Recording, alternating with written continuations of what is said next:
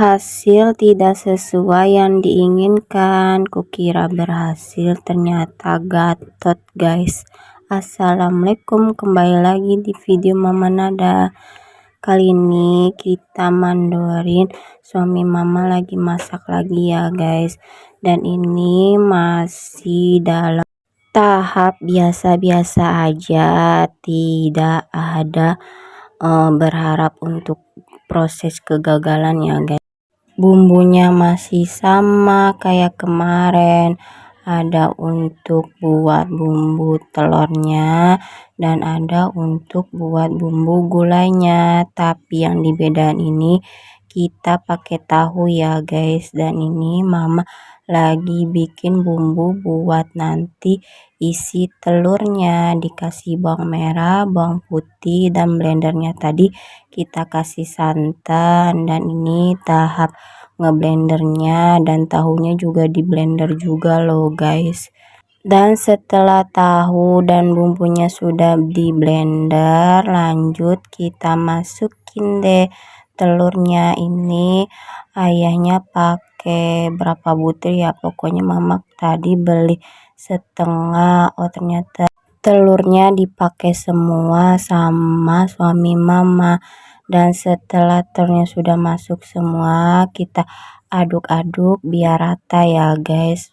Dan jangan lupa dikasih bumbu penyedap, ada lada, garam, mecin, roiko. Pokoknya bumbu penyedap masuk semua ya. Dan setelah bikin isian telurnya, kita mau blender bumbu buat gulainya. Dan ini mama lagi blender dulu ya.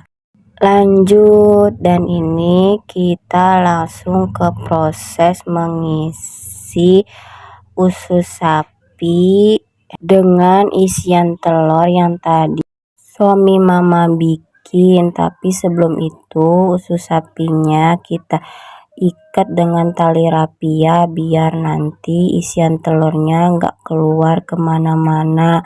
Dan ini nih proses yang bikin kita gatot dan galau guys. Sebenarnya pertama-tama masih lancar-lancar aja ya guys, tidak ada kesalahan atau masalahnya. Dan setelah yang masalahnya itu pas dimasukin ke dalam air rebusan. Tahu nggak guys, pas dimasukin ke air rebusan ini usus dan isi telurnya pada keluar semua. Dan mama nggak sempet ambil videonya, udah rasa kesel, bete, campur aduk karena tidak sesuai yang diinginkan.